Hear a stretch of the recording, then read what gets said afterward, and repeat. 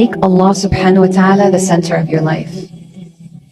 You can't be happy if you don't know who Allah subhanahu wa ta'ala is. When you learn about Allah subhanahu wa ta'ala, you will love Him. You will understand this world and the realities of it. When you learn that Allah subhanahu wa ta'ala is Al-Wadud, the most loving, you'll see the world in a different way. When you know that Allah subhanahu wa ta'ala is the wise and that everything happens with His divine wisdom, your life will change. When you know that Allah subhanahu wa ta'ala is the one that controls everything in this world and that can fulfill all of your needs, you'll feel empowered next time you raise your hands and you go, Ya Rabb, knowing Allah subhanahu wa ta'ala. And you know what's interesting? In the past 50 years, a new field of psychology was born. It's the psychology called positive psychology, where they started studying positive emotions like happiness. And something that they found is that happy people wake up every morning knowing their purpose in life.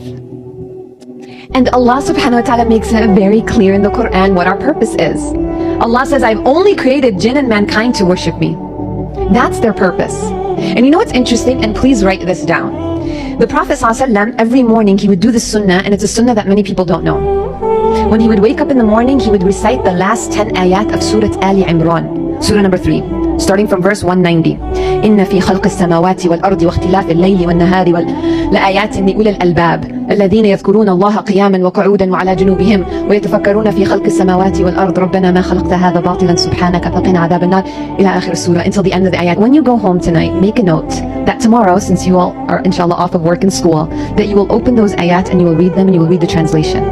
And you will see that everything that I'm discussing, that modern psychologists are saying is how we can become happy, is in those 10 ayats. Allahu Akbar. And inshallah, hopefully, we can all start doing that every morning, reviving that sunnah of reciting those ayat and reminding ourselves of our purpose in life every single day. Now, when you know Allah subhanahu wa ta'ala, what happens? You start to trust Him. Trusting Allah subhanahu wa ta'ala is a key to happiness.